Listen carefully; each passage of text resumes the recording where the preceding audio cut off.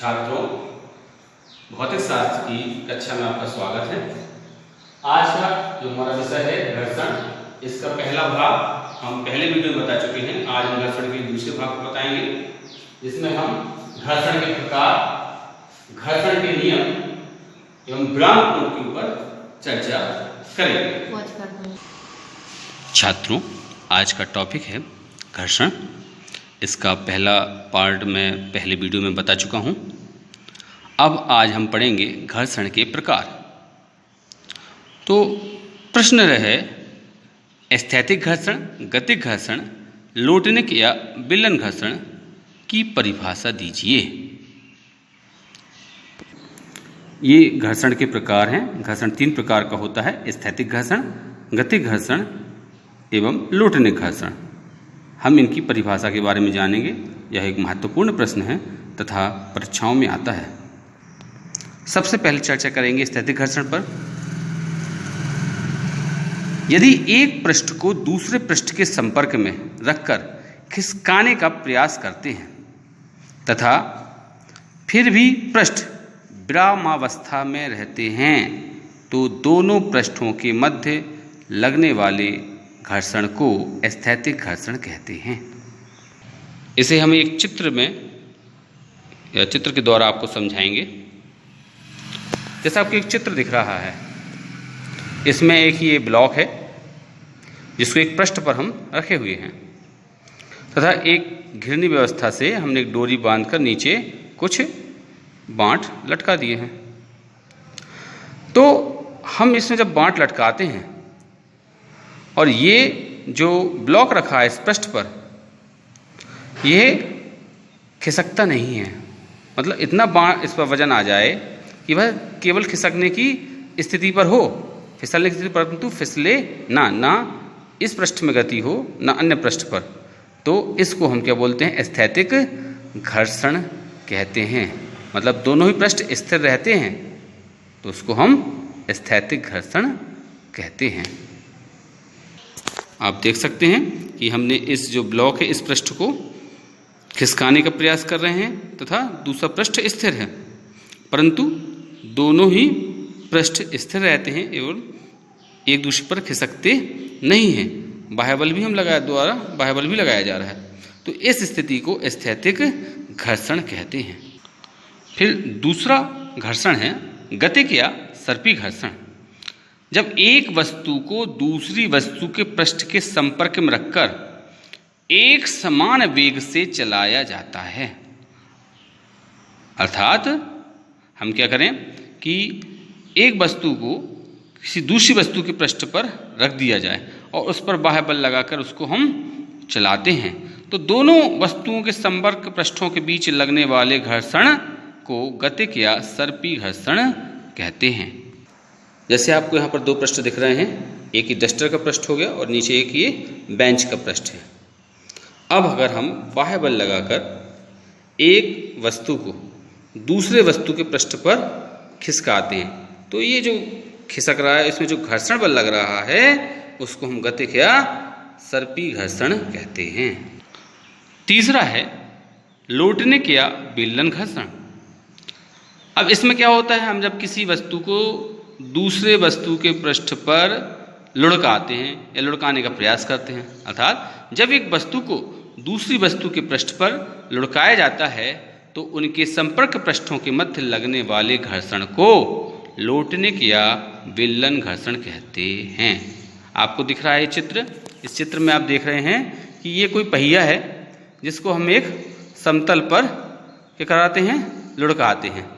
तो समतल का जो पृष्ठ पहिए के संपर्क में रहता है, अर्थात पहिए का जो पृष्ठ समतल के संपर्क में रहता है, तो क्या होता है, वहाँ पर जो समतल होता है वो हल्का सा थोड़ा दब जाता है। जैसे आपको दिख रहा है दबा हुआ भाग, और ये यहाँ पर थोड़ा उभार हो जाता है, जिस कारण पहिया जो है समतल के ऊपर लुढ़कने लगता है। तब अर्थात जब एक वस्तु को दूसरी वस्तु के पृष्ठ पर लुढ़काया जाता है, तो उनके संपर्क पृष्ठों के मध्य लगने वाले घर्षण को लोटनिक या विलन घर्षण कहते हैं। तब ये जो समतल का पृष्ठ है और जो पहिए के पृष्ठ के मध्य जो घर्षण लगेगा उसको क्या बोलेंगे हम? लोटनिक या बेलन घर्षण कहते हैं। इसके बाद कई बार एक प्रश्न पूछा जाता है कि सीमांत घर्षण क्या है, इसे समझाइए। तो सीमांत या चरम घर्षण बल क्या है? तो दो संपर्क पृष्ठों के मध्य लगने वाला वह अधिकतम स्थैतिक घर्षण बल जिसके उपरांत बाह्य बल का परिमाण थोड़ा सा ही बढ़ाने से एक वस्तु दूसरी वस्तु के पृष्ठ पर फिसलने लगती है, सीमांत या चरम घर्षण बल कहलाता है। इसके लिए हम इस चित्र को देखेंगे। इसमें आपको दिख रहा है कि चित्र में आपको एक क्षैतिज पृष्ठ पर एक ब्लॉक या गुटका जिसका द्रव्यमान स्मॉल m है रखा आपको दिख रहा है, और डोरी के एक सिरे को हम गुटके से बांधकर इसके दूसरे सिरे को लगभग घर्षण रहित घिरनी से गुजार कर इससे एक पड़ला लटका दिया जाता है। ये पड़ला आपको दिख रहा है, इसको हम लटका देते हैं और इस पड़ले पर हम कुछ बांट रख देते हैं और क्षैतिज बल F लगाया जाता है। तब हम देखते हैं कि अब पहले सीमांत संतुलन की स्थिति क्या है। हम इस जो ये ब्लॉक है इस पर ही हम भार रख रहे हैं, तो आप देखेंगे इस भार हम इतना भार रख दें कि ये गुटका केवल खिसकने की स्थिति पर आ जाए, खिसके नहीं, लेकिन अगर इसमें हम थोड़ा सा भी भार अधिक कर दें और ये गुटका क्या हो जाएगा? फिसलना चालू हो जाएगा। तो अर्थात सीमांत संतुलन की स्थिति क्या है कि यहाँ पर इतना भार रख दिया जाए कि यह ठीक खिसकने की स्थिति पर आ जाए परंतु खिसके ना, तो वह इसकी सीमांत संतुलन या सीमांत या चरम घर्षण की स्थिति, चरम स्थिति कहलाती है। यहाँ स्मॉल f जो है वो घर्षण बल को बताता है और जो r है ये अभिलंब प्रतिक्रिया है बल है जो कि ब्लॉक के भार के बराबर है। F जो है बाह्य बल है, आपको दिख रहा है ये बाह्य बल है, F है बराबर जो mg के होता है। तो इस प्रकार सीमांत संतुलन की अवस्था में दोनों संपर्क पृष्ठों के मध्य लगने वाले स्थैतिक घर्षण बल को ही हम सीमांत घर्षण बल कहते हैं। इसकी परिभाषा आपको ये लिख लेनी है जो आपको सामने दिख रही है। इतनी ही परिभाषा आपको उत्तर में लिखने आनी है। जो प्रश्न का उत्तर होगा इतना ही लिखना है आपको। यदि आपको चित्र आवश्यक लगे तो आप बना सकते हैं इसका। अब जो अगला प्रश्न है वह है विराम कोण। विराम कोण किसे कहते हैं? सिद्ध कीजिए कि विराम कोण की स्पर्शज्या का मान चरम घर्षण गुणांक के बराबर होता है। ये भी बहुत महत्वपूर्ण प्रश्न है, पेपर में कई बार आया है, तो इस पर चर्चा करेंगे। तो विराम कोण, जब कोई पिंड किसी नत समतल पर, आपको दिख रहा है चित्र में ये एक थीटा उभार लिए हुई एक क्या है?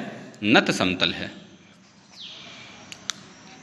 जब कोई पिंड किसी नत समतल पर सीमांत संतुलन अर्थात ठीक फिसलने की स्थिति में होता है तो नत समतल का क्षैतिज से झुकाव कोण विराम कोण कहलाता है। आपको दिख रहा है, तो ये जो नत समतल है इसका क्षैतिज से झुकाव कोण जो थीटा है वो क्या कहलाता है? विराम कोण कहलाता है।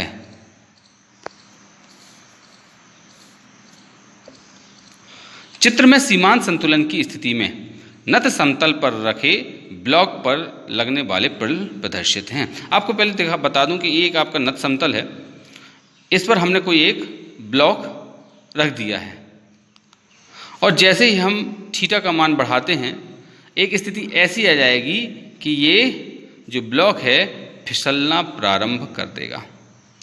अब इस स्थिति पर इस पर जो बल लगेंगे, एक तो अभिलंब प्रतिक्रिया बल R लगेगा जो कि ऊर्ध्वाधरतः ऊपर की ओर होगा।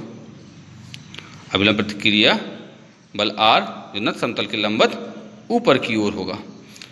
सीमांत घर्षण बल Fs नत समतल के अनुदिश ऊपर की ओर होगा। जो सीमांत घर्षण बल Fs दिख रहा है वो नत समतल के अनुदिश ऊपर की ओर होगा।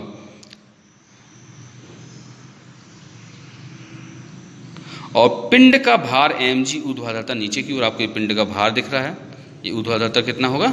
नीचे की ओर। इसमें मतलब इस पर आपके जो है मुख्य 3 बल लगेंगे। पहला पिंड का भार mg ऊर्ध्वाधरता नीचे की ओर, दूसरा अभिलंब प्रतिक्रिया R नत समतल के लंबवत ऊपर की ओर, सीमांत घर्षण बल Fs नत समतल के अनुदिश ऊपर की ओर। ठीक है।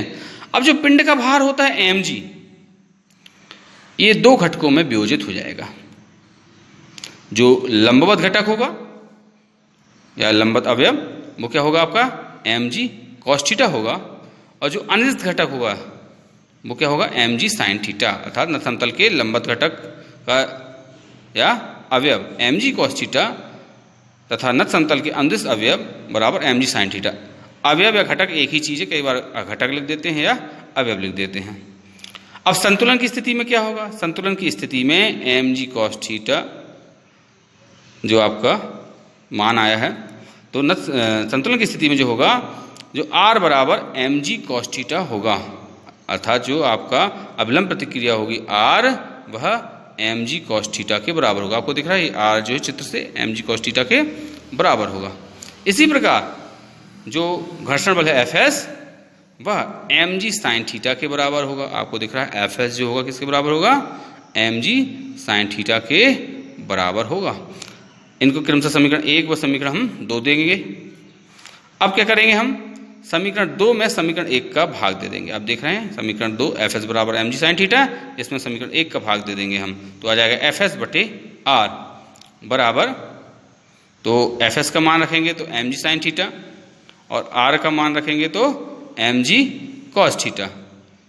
ठीक है। अब यहाँ पर क्या होगा? mg से mg कट जाएगा और sin थीटा बटे cos थीटा बराबर होता है tan थीटा, तो यहाँ पर हम tan थीटा लिख देंगे। इस प्रकार Fs बटे r बराबर कितना मिल जाएगा हमको? Fs बटे r बराबर tan थीटा। इसको हम समीकरण नंबर 3 दे देंगे। लेकिन जब हमने घर्षण के नियम पढ़े थे, और तब स्थैतिक घर्षण गुणांक जो होता है μs बराबर Fs बटे r होता है। क्या होता है? μs बराबर Fs बटे r। इसलिए μs बराबर क्या हो जाएगा? tan theta. हम क्या करेंगे यहाँ पर? जो आपका Fs बटे r बराबर tan थीटा आया है उसका मान हम रख देंगे μs बराबर tan थीटा। तो अर्थात विराम कोण की स्पर्शज्या का मान स्थैतिक घर्षण गुणांक के बराबर होता है। बात करते हैं घर्षण के नियमों की। तो घर्षण के मुख्यतः 3 नियम होते हैं। नंबर 1, घर्षण बल का परिमाण संपर्क पृष्ठों की प्रकृति पर तथा खुरदरेपन अथवा चिकनेपन पर निर्भर करता है। यह स्पर्श में पृष्ठों के क्षेत्रफल अथवा आकृति पर निर्भर नहीं करता है। तो जो घर्षण बल का परिमाण होगा पृष्ठों की प्रकृति, जो उसकी खुरदरापन होगा, चिकनेपन पर तो निर्भर करेगा, लेकिन उसके क्षेत्रफल आकृति पर निर्भर नहीं करता है। क्षेत्रफल कितना ही बड़ा हो, आकृति कुछ भी हो, त्रिभुज चतुर्भुज कुछ भी हो, उस पर यह निर्भर नहीं करता है।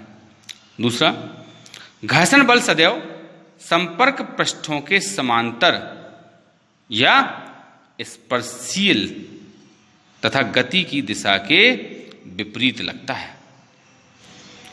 अर्थात जो घर्षण बल होगा वो क्या होगा? सदैव संपर्क पृष्ठों के समांतर तथा गति की दिशा के विपरीत लगता है। जैसे कि आप देख रहे हैं कि जो घर्षण बल F होगा वह अधिगतिशील है, तो इसकी दिशा के विपरीत ही लगता है। दो पृष्ठों के मध्य घर्षण बल का परिमाण उनके बीच की अभिलंब प्रतिक्रिया के अनुक्रमानुपाती होता है। अर्थात घर्षण बल तथा अभिलंब प्रतिक्रिया की निष्पत्ति एक नियतांक होती है। इस नियतांक को उन संपर्क पृष्ठों का घर्षण गुणांक कहते हैं। तो दो पृष्ठों के मध्य जो घर्षण बल का परिमाण होगा वह क्या होगा? उसकी अभिलंब प्रतिक्रिया F जो R होगी उसके अनुक्रमानुपाती होता है। अर्थात F समानुपाती R। F क्या है? घर्षण बल है, और R क्या है? अभिलंब प्रतिक्रिया है।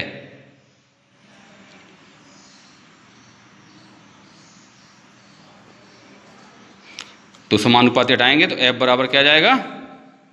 Mu R। समानुपाती हटाने पर जो चिन्ह आएगा वो क्या आएगा? म्यू का चिन्ह आ जाएगा, या म्यू बराबर F बटे R। यहाँ से क्या हो जाएगा? F बटे ये R हो जाएगा, जहाँ म्यू घर्षण गुणांक है।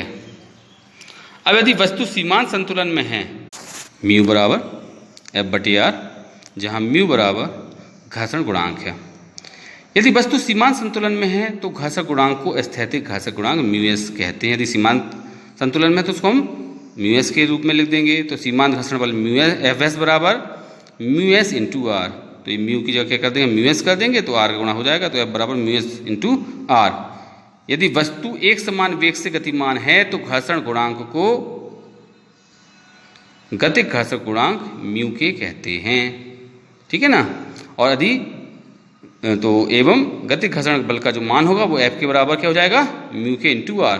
अब चूंकि F के का मान हमेशा Fs से छोटा होता है, अतः जो घर्षण गुणांक होगा, गतिक घर्षण गुणांक होगा, वह हमेशा μs अर्थात स्थैतिक घर्षण गुणांक से कम होगा।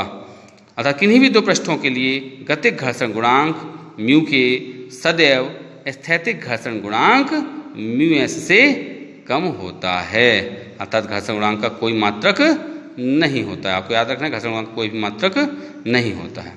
तो ये महत्वपूर्ण प्रश्न है, इसका ये मुख्य पेपर में आता भी है।